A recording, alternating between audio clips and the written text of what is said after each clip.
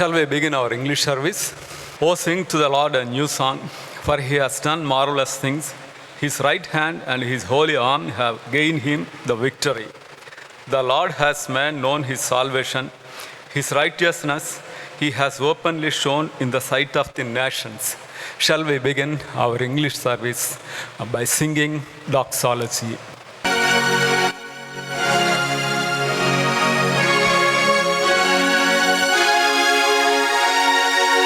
Praise God from whom all blessings flow.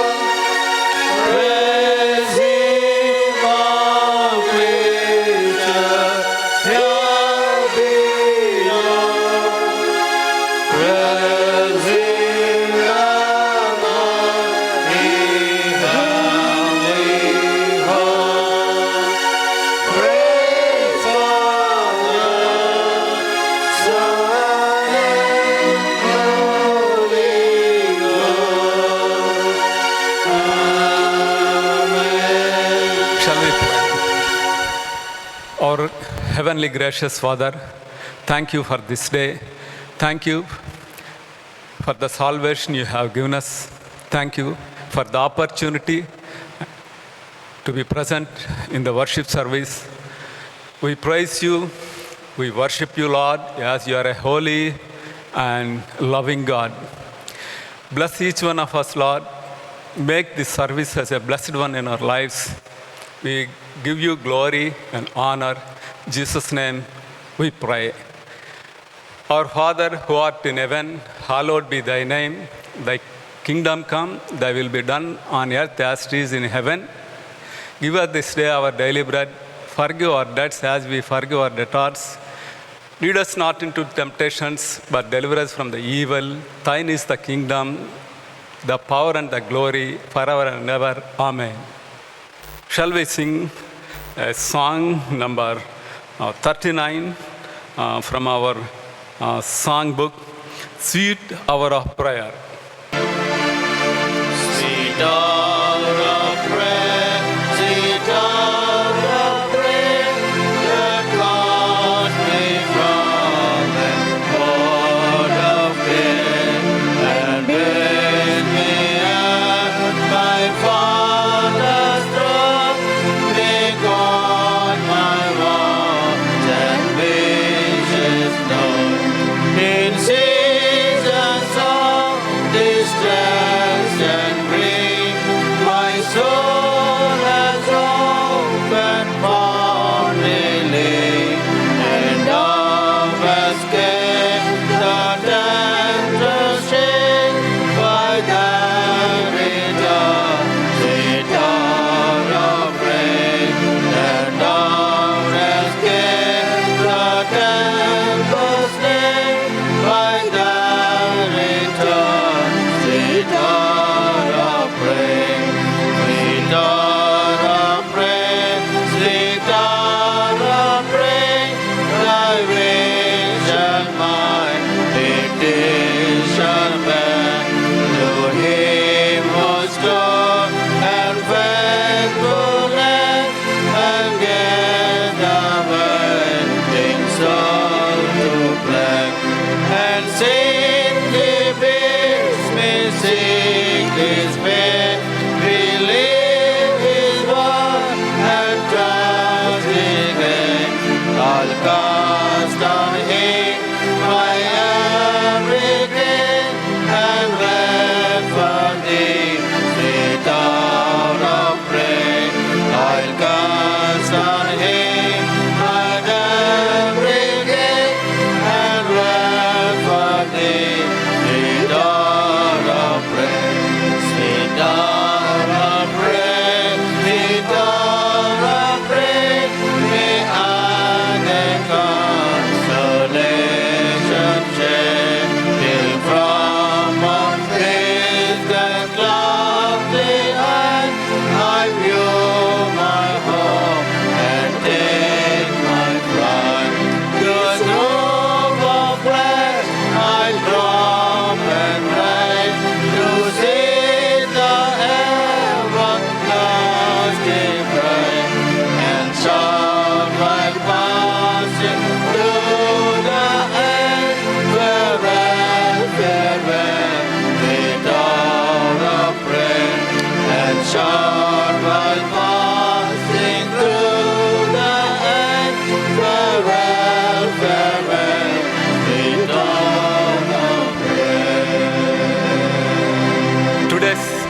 scripture portion is taken from Romans 7th chapter, verse 14th to 24th verses. I request Mr. Apparao to read the word of God for us. For today's meditation, the chapter reading is from Romans chapter 7, verses 14 to 25.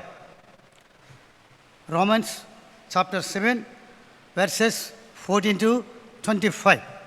For we know that the law is spiritual, but I am carnal, sold under sin. For that which I do, I allow not. For what I would, that do I not, but what I hate, that do I. If then I do which I would not, I consent unto the law that it is good. Now then it is no more I that do it, but sin that dwelleth in me. For I know that in me, that is in my flesh, dwelleth no good thing, for it is present with me. But how to perform that which is good I find not. For the good that I would I do not, but the evil which I would not, that I do. Now if I do that I would not, it is no more I that do it, but sin that dwelleth in me. I find then a law that when I would do good, evil is present with me. For I delight in the law of God after the inward man. But I see another law in my members, wherein again is the law of my mind, but bringing me into captivity to the law of sin which is in my members. O wretched man that I am, who shall deliver me from the body of this death? I thank God through Jesus Christ our Lord. So then with the mind I myself serve the law of God, but with the flesh the law of sin. May God bless the holy portion. Shall we bow down our heads? Our heavenly gracious Father, thank you for this day.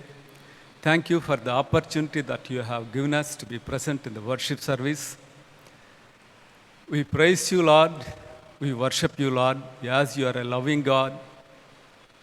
You are alone worthy of praise, so that we are praising you, Lord. Father, thank you. You have granted salvation and made us heirs of heaven. Father, bless each one of us. Father, thank you for the marvelous things you have done in our lives. We recollect all your mercies and faithfulness in our day-to-day lives, Lord. Father, thank you for the protection you have granted us from these pandemic situations. Father, we pray for those who are suffering from coronavirus. Touch them, Lord, and heal them, Lord. Father, we pray that we may live for your glory, Lord. Father, once again, we commit ourselves into your hands and cleanse us from every sin, known or unknown sins are committing by us, Lord. Your mercy be upon us, Lord. Father, we commit Reverend Dr. Ranjit Kumar into your hands, who is going to share word of God with us, Lord. Fill with thy spirit and speak to us, Lord. Father, thank you for the online service we could able to run successfully. We also pray for Mr. Joy, who is helping in recording this service, Lord. We also pray for our pastor, Reverend Moses Kumar, and his family. Lord, protect them, Lord, and make him as a channel of blessing to us, Lord. We also pray for their services may be fruitful to our church, Lord. We pray for our sexton, Arjun, the sound operator, Nani, and Bhaskar Rao. Protect them while they are rendering their services to our church, Lord. We pray for our Sunday school children because they are your gifts and heritage, Lord. Nurture them, Lord, and keep them with good health. Your loving hand may be upon us, Lord. We also pray for our Sunday school teachers, Lord. Bless them, Lord, because of their commitment to train the children, Lord. Meet every need, Lord. We also pray for our CE advisor, Rajendra Kumar, and its members. Bless them, Lord. Give them with thy wisdom, Lord. We also pray for the youth in our church. Help them, Lord, to get a born-again experience. Because of these pandemic situations, Lord, several the persons, Lord, they lost their employment. Help them, Lord, to able to get the jobs again in their lives, Lord. We also pray for our choir members, the choir convener, Mr. Simon, and the director, Silas Paul, and Vincent, who is playing organ. Lord, bless them, Lord, and protect them, Lord. We also pray for the women and their ministry in our church, Lord.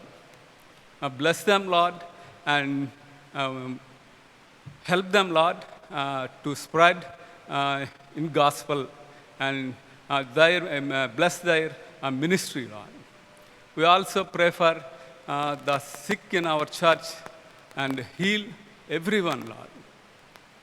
Anointing them, Lord. Strengthen them, Lord. We also pray for our Prime Minister, Narendra Modi, and the Chief Minister, Jagan Mohan Reddy, and give thy knowledge, Lord, while they are taking decision. Let their decisions maybe in a right way, Lord. And also, we pray for the elders in our church, Lord.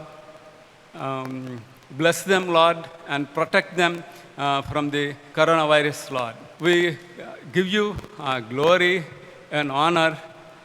Once again, we praise you and thank you, Lord.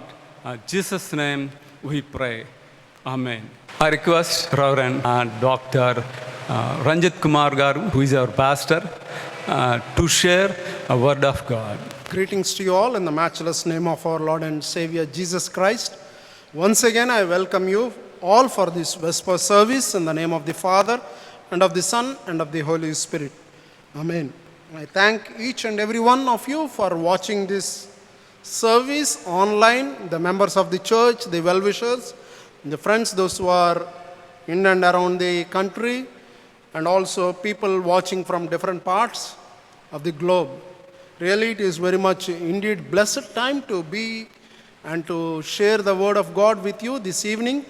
I thank God for giving me this opportunity, and also I thank the elders of the church by making this initiative be available to each and every one of you, especially the services, both Telugu and English on the online. And also I bring greetings from my colleague, Reverend Moses, and the elders of the church. I hope and pray that you are being blessed by watching this service online. Let us look to the Lord in prayer. God, our Creator and our Sustainer and our Redeemer, we come to your presence this evening. Lord, we give you all glory and honor, Lord, as we are continuing to meditate upon your word. Lord, be with us, guide us and lead us. Let your word inspire us. Let your word help us. Let your word be a channel of blessing to us. Let your word instruct us so that if we go away from you, your word will definitely make us to think what is right and what is wrong. So we give you all glory and honor. Bless all the friends, those who are listening to this. Let the word be a motivator to them in this time of situation. We give you all glory and honor. Let the words of my mouth and the meditations of all our hearts be acceptable to you, our rock and our Redeemer. Amen. Friends, the scripture portion for this evening's meditation has been taken from the letter of Paul to the Romans, chapter 7, verses 14 to 25. That has been read to us by the elder of the church. So, verses 14 to 25, last week we have meditated on the intensity of the sin. How the sin has shown that kind of intensity in the hearts and minds of the people.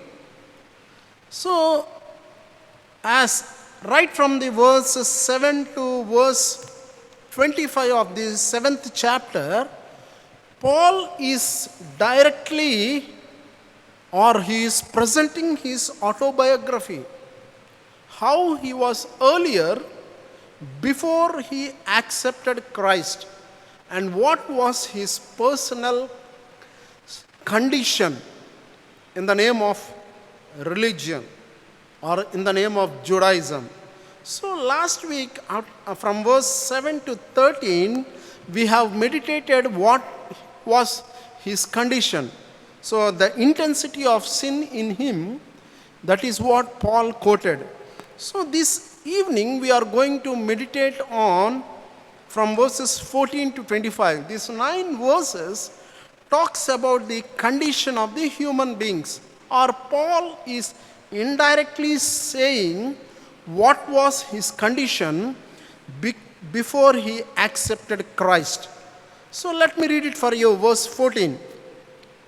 For we know that the law is spiritual, but I am of the flesh, sold into slavery under the sin. So we are going to look into verse by verse rather than picking up few points.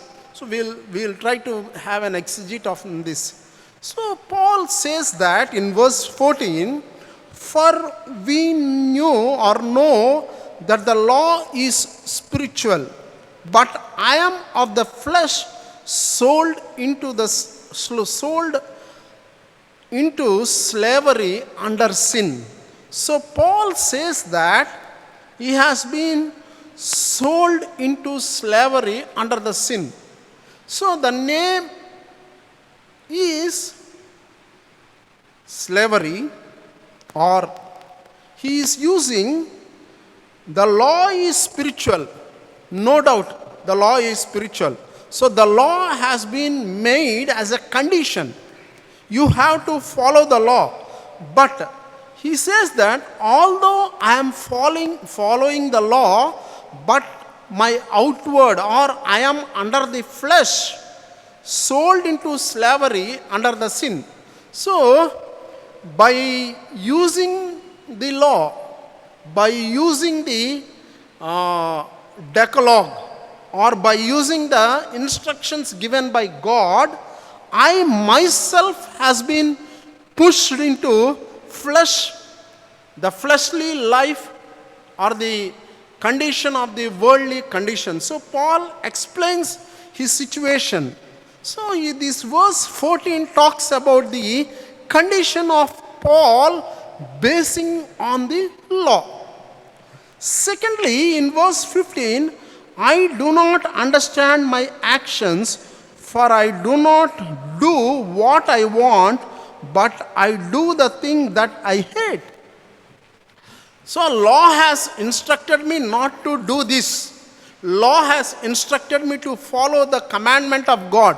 Law has instructed me to lead a good life. But what I am doing is that I am not at all following the law, or I am not at all obedient to the law. Rather, basing on the law, I am leading a life which is against the law. Or he says that I have led a life which is against the law. That is what he had. That is the reason why when God spoke to Paul on the way to Damascus experience, he says that, why are you persecuting me? In the name of law, you are living a life under the flesh, and says that I do not understand my own actions. He couldn't understand what he was practicing. What he read was different, and what he practiced was different. That is what Paul clearly says here. So, and I want, see, for I do not do what I want, but I do everything that actually what he read, he wanted to implement.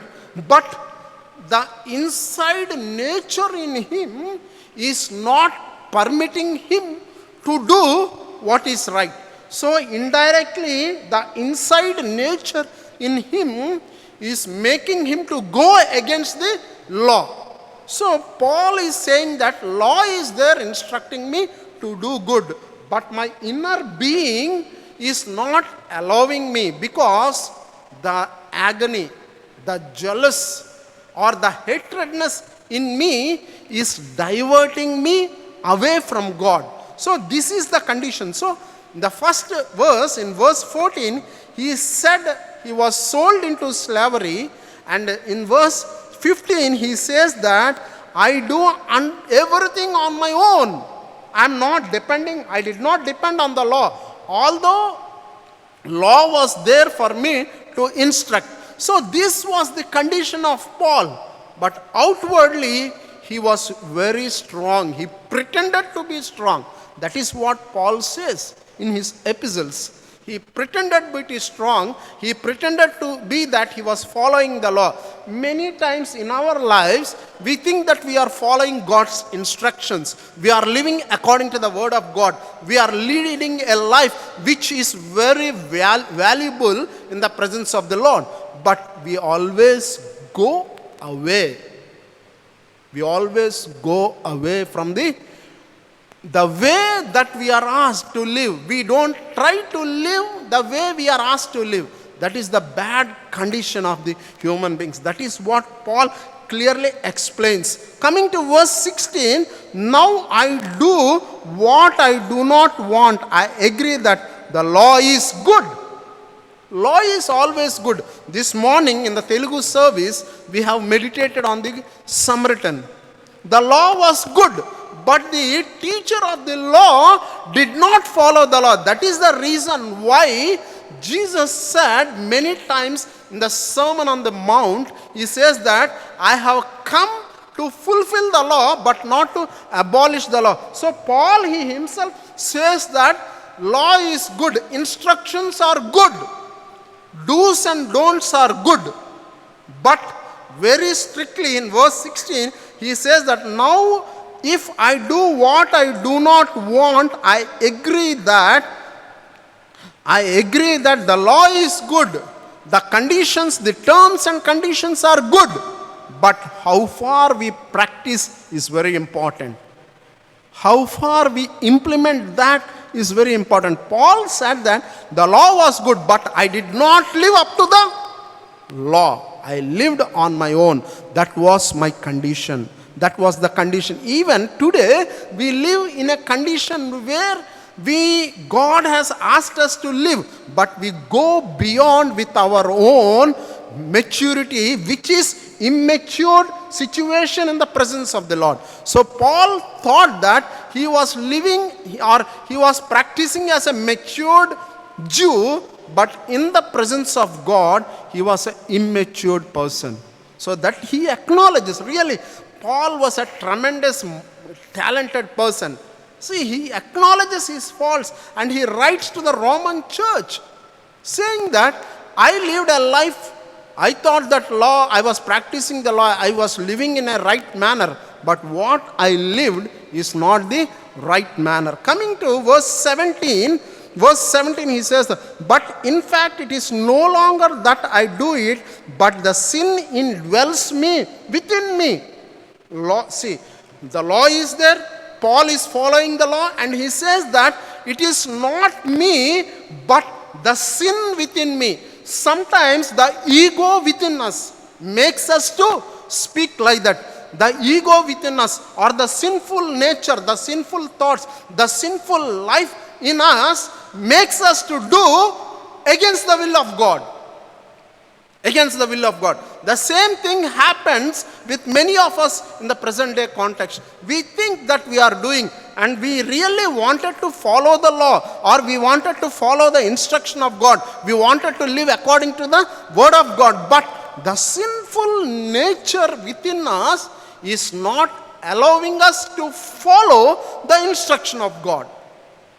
Instruction of God. See, even when the parents says their children not to do this, they really remember that they were told by their parents that not to do this. But sometimes they think that if I do this, nothing will happen, because children are innocent. Children are innocent. They do that, so they end up in getting thrashed from their parents. But even elders, many of the elders, suppose you know that you are not allowed to go in a one-way traffic. But when we see that road is empty, no one is there, we try to cross. We know that it is wrong, crossing the boundary, going in a one-way. But since in the mid-afternoon no police is there, no authorities are there, so we think that we can cross. So the sinful nature or the disobedience within us regarding the law makes us to do that. That is what Paul really explains to the Roman church. So this was his condition. In verse 14 he says that it was the slavery. In verse 15 he said that the actions, and in verse 16 he says that law is good. But coming to verse 17, I know the fact it is no longer that I do, but the sinful nature in me. The sinful nature. Even the sinful nature in us sometimes makes us to be disobedience or going against the will of God. Coming to verse 18, for I know that, let me read verse 18 and 19 for you. For I know that nothing good dwells within me, that is, in my flesh I can will what is right, but I cannot do it. For I do not do good I want, but the evil I do not want, what I want to do. So, he has a wish to do good. He has a wish, the strong commitment in him, the strong nature in him. Verse 18 and 19, for I know that nothing good dwells within me, that is in my flesh. I can will what is right, I cannot do it. He wanted to do good, but he is unable to do that. For I do not do good I want, but the evil I do not want is what I do. So I am doing everything against the will of God. Everything that is against the will of God. So here Paul really explains his condition. And he is saying that he is completely presenting his autobiography. And he is saying that these things. Coming to verse 20, he says that, now I do what I do not want. It is no longer that I do, but sin that dwells in me. The sin within me. So Paul really confesses. You can't find a person like Paul. He's an extraordinary, brilliant scholar. He's an extraordinary, brilliant missionary. He's an extraordinary person with a lot of power, position, a lot of good natures. But still he says that he is confessing. We should have that confessing nature. We should have that confessing nature. He says that I am totally embodied, or I am totally occupied, or I am totally immersed in sin. I wanted to do good, but I couldn't do good. I'm unable to do good because I have a sinful nature in me. I have a sinful nature in me. So he confesses. That was his condition. Friends, sometimes we also wanted to do good, but the sinful nature within us is not permitting us to do good. So if we want to do good, the only thing that we have to leave is that the sinful nature within us. The sinful nature.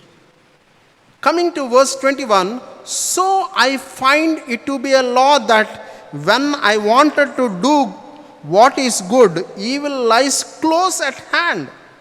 See, he says that the evilness, the sinfulness, so for I delight in the law of God in my inmost self. So he is saying, I am delighting. Very beautifully he says that. For I delight in the law of God in my inmost self. But I see in my members another law at war with the law of my mind, making me captive to the law of sin that dwells in my members. So he is saying his condition. Very beautifully he says that, but I see in my members another law at war with the law of my mind, making me captive to the law of sin that dwells in my members. So each and condition of mine is fully studded with the sinful nature. With the sinful nature. Coming to verse 24 and 25, wretched man that I am, who will rescue me from this body of death? He is putting a question. I am a sinful nature person. Who will rescue me from this wretchedness, from this clutches, or from this disaster situation? He says 24, wretched man that I am, who will rescue me from this body of death? Who will restore me? Who will give me life? Who will give me hope? I am totally person who is immersed in the sin. I am a person who is totally wrecked. Completely gone down. He says that, is there any hope for me? Is there any hope for me? Is there any person who is going to give me lift, or who is going to bring me back to my normal condition of the spiritual life? So he is asking himself. He is really confessing. A great person of the law, he is confessing. Is there anyone? Yes. In the book of Isaiah, God asks, who will go for me? And Isaiah says, yes, I am here, Lord.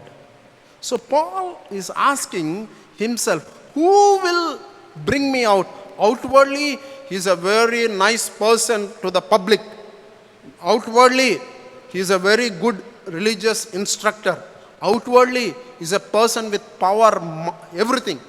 But he is confessing within himself of his spiritual condition. That was his condition. Can we ask within ourselves, who is going to save me? And very 24th verse, again I read it. Wretched man that I am, who will rescue me from this body of death? I am totally dead. Who will give me life? So verse 25, he finds the hope.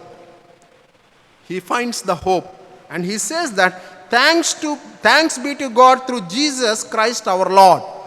So then, with my mind, I am a slave to the law of God, but with my flesh, I am the slave to the law of sin. So he finds hope in Jesus. My hope is in you. We have that beautiful chorus. My hope is in you, Lord. My strength is in you, Lord. My life is in you, Lord. So Paul says that in 25, thanks be to God through Jesus Christ our Lord. So he has found hope. So he has, at that particular situation, he found Jesus as the hope. Maybe I'm thinking that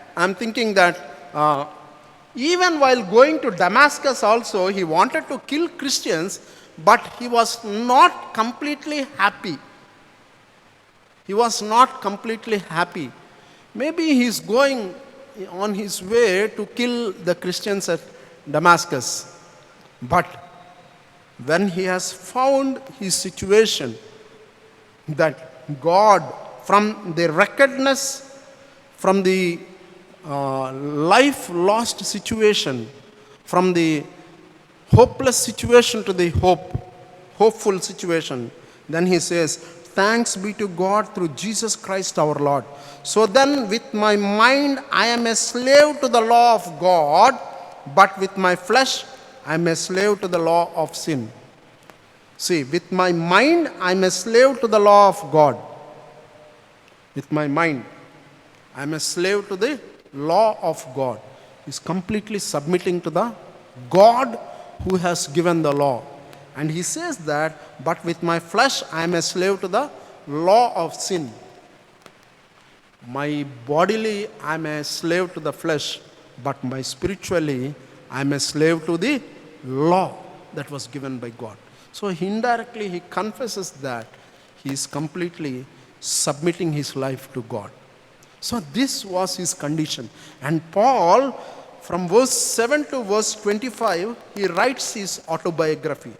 And this verse from 14 to 25, it talked about the condition of Paul from the lawlessness.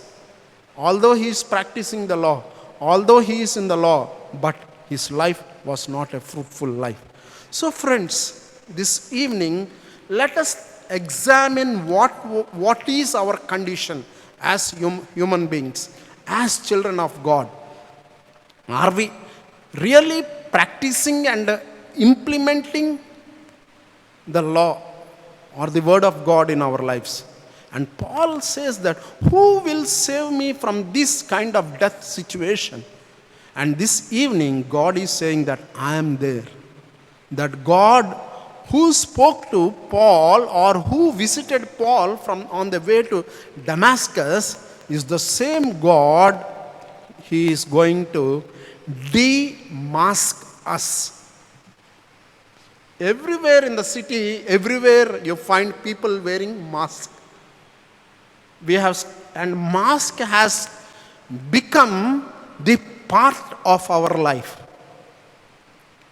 Mask, right from the April 1st, I think so, if I am not wrong, or March 23rd, mask has become the part of life.